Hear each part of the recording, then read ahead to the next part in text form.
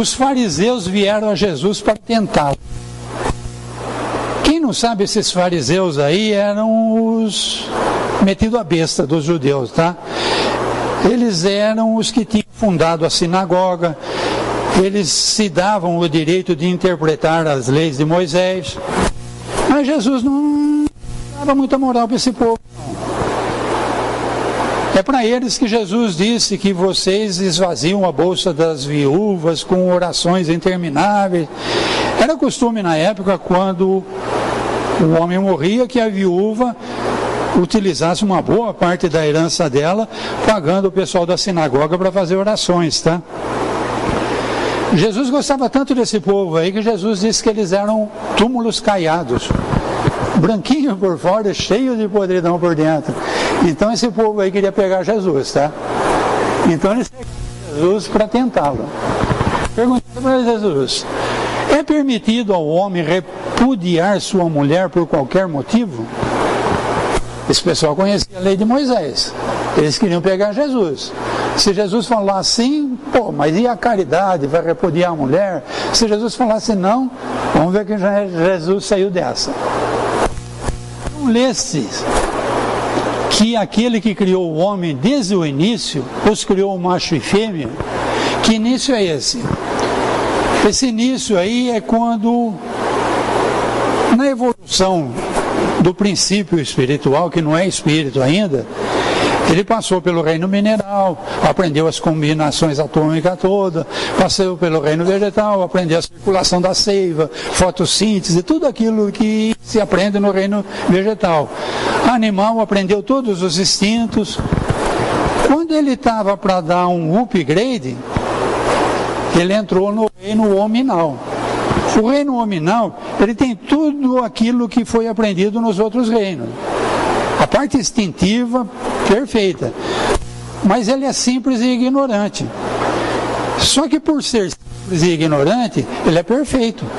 Porque ele não tem vaidade, ele não tem orgulho, ele não tem ambição, ele não tem vingança. Ele é perfeito, criação de Deus. Então, no início, ele não tem tudo isso que nós temos, né? Nós sabemos, se a gente analisar alguma coisinha, nós temos. Então, nessa época aí, era normal que um macho e uma fêmea, naquela idade propícia, se aproximassem e eles ficavam juntos, sim. Então, isso daí é o início que Jesus está falando. Por isso o homem deixará seu pai e sua mãe e se unirá à sua mulher, e farão os dois uma só carne. Assim eles não serão dois, e sim uma só carne. Que o homem, pois, não separe o que Deus uniu. Que homem que vai separar isso daí? Um macho e uma fêmea se atraíram, estão vivendo juntos, estão bem.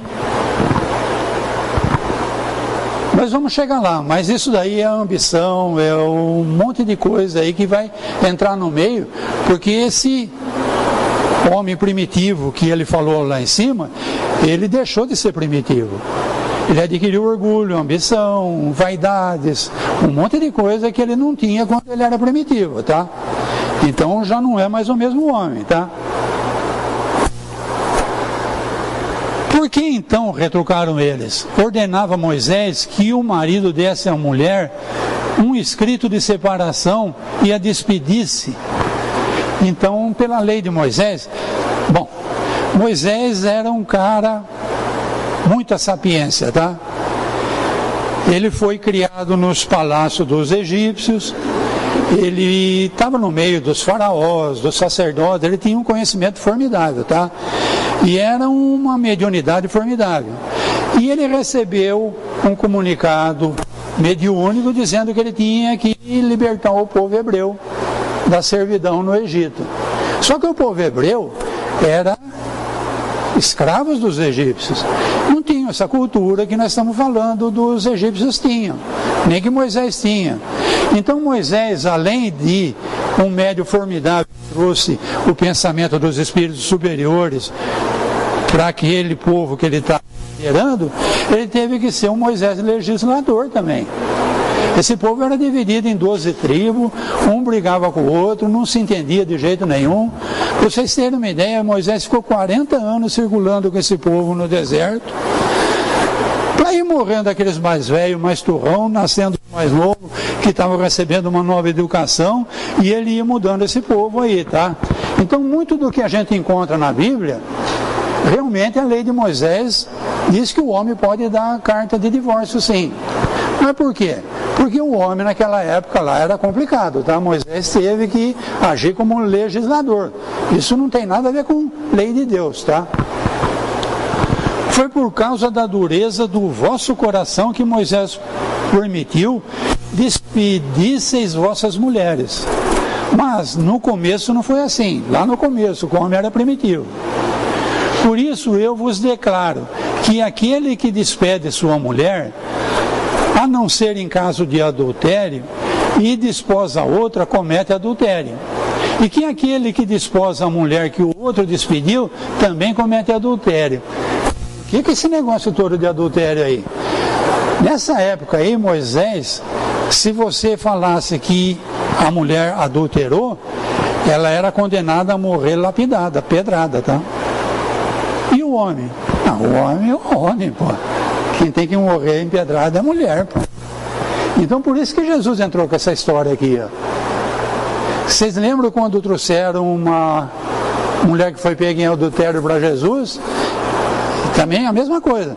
A lei diz, o que você faz? Jesus fala, quem não tiver pecado e que atire a primeira pedra. Ninguém fala do homem que estava adulterando com ela. Então aqui Jesus fala, tá? Se a mulher foi adúltera e o marido deu divórcio, casou com outra, aquele que casar com aquela mulher que também é adúltero, tá? Então se for apedrejar ela, tem que apedrejar ele também, tá? Mas Jesus não quer que apedreja ninguém, tá? Jesus vem ensinar amor, tolerância, tá? Tá claro aqui? Complicado, né? Imutável que vem de Deus. O que é obra dos homens está sujeito à mudança, segundo os tempos, os lugares e o progresso da inteligência. No casamento, é de ordem divina a união dos sexos, mas para que se opere a substituição dos seres que não morrem, no casamento é de ordem divina a união dos sexos, para que se opere a substituição dos seres que morrem. Mas a condição que regula essas uniões são tão humanas que não há no mundo dois países onde elas sejam idênticas, e nenhum onde não hajam, com o tempo, sofrido mudanças. Daí resulta que, em face da lei civil, o que é legítimo num país, em dada época, é adultério no outro país, e noutra época, para regular os interesses das famílias. O homem deixou de ser perfeito, por um motivo ou por outro ele quer se separar daquela mulher. Antigamente as leis não favoreciam nada às mulheres, tá? Vocês lembram que na época do Moisés as mulheres eram até apedrejadas, tá? Quem foi sócio do clube aqui deve ter Salomé. Nesse livro, Salomé é uma jornalista brasileira, está nos países árabes, e ela vê uma família apedrejar uma mulher. E ela toma conhecimento. Aquele marido já tinha combinado com o pai daquela mulher que foi apedrejada que ele ia ficar com a irmã mais nova dela. Então eles fizeram o seu acordo, quanto custa, quanto que não vale, apedrejar a mulher para poder o bonitão ficar com... Isso está acontecendo nos dias de hoje, tá, gente? Graças a Deus o Brasil é um dos países que mudou, existe a lei do divórcio, porque a dureza do coração humano é brava, tá? Tá claro? Vocês estão assustados com o que eu estou falando? Mas está acontecendo nos dias de hoje, tá, gente? Interesses da família, regular os interesses da família. Essa frase tem interesses por trás, tá? A união dos sexos é regido por duas leis divinas: a lei material e a lei moral, a lei de amor. Lei moral e a lei de amor. Quis Deus que os seres se unissem não só pelos laços da carne, mas também pelos da alma, para que a afeição mútua dos esposos se transmitisse aos filhos, e que fossem dois, e não somente um a amá-los, a amar os filhos, cuidar deles e fazê-los progredir. Então essa é a lei de Deus, tá? Deus criou o macho, a fêmea, com atrativos para que um se interessasse pelo outro, não sei se por hormônios ou por o que, as diferenças do sexo, desenvolvesse um amor, tá? Esse amor seria muito importante, então, na educação dos filhos, tá?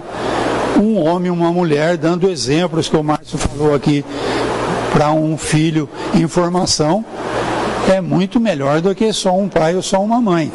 Mas, na medida do possível, a gente vai levando. Não tem o casal, fazemos o que podemos, né? A lei de amor é considerada? Pergunta, né? Não. Leva-se em conta a afeição de dois seres que, por sentimentos recíprocos, se atraem um para o outro. Mas, às vezes, a afeição é rompida. Daí o que temos não é a satisfação do coração, e sim a do orgulho, vaidade, cupidez e dos interesses materiais. Tá? Quando esses interesses vão bem, disse que o casamento é conveniente e que os esposos são muito felizes. Eles estão muito bem, vivem numa casa muito boa, eles têm muito dinheiro. Pra gente esse casamento é formidável, tá? Agora se falta grana, coitada, sofre tanto. Então, de coração, se a gente fizer uma análise mesmo, tá aí, como é que eu estou nessa história aí, pô? A gente tem isso, tá? A gente tem esse preconceito, não sei se foi incutido na gente, a gente traz isso de outras vidas, não sei, tá? A gente tem disso, tá? A lei civil e os compromissos contrariados não podem suprir a lei do amor. Se esta não preside a união, separam-se por si mesmos os que à força se uniram. Então, se o casamento foi feito por conveniências outras que não a lei do amor, não vai durar, tá? Depois de uns 5 anos, o casamento entra numa crise, aquilo que era paixão desmancha. Se não tiver o cimento do amor, fica difícil de manter, tá? Os filhos é um cimento forte, tá? Se o pai e a mãe têm amor pelo filho, o amor entre o casal também vai acontecer, formou a célula familiar. É um vínculo, tá? Se a gente não lembra disso, puxa pela memória o laço que você tem com a tua mãe. Isso daí, você vai morrer, você vai ter outras vidas, mas aquele espírito que foi tua mãe formou um laço contigo que nós vamos falar depois do desencarne, que a vida continua, tá? Só para vocês irem, com qual mãe eu vou encontrar lá, já que eu tive tantas vidas? Será que em todas as vidas a mãe era a mesma? Qual o problema do laço? Então o laço é muito forte e ele vai aumentando, cada vez mais gente incluída nesses laços.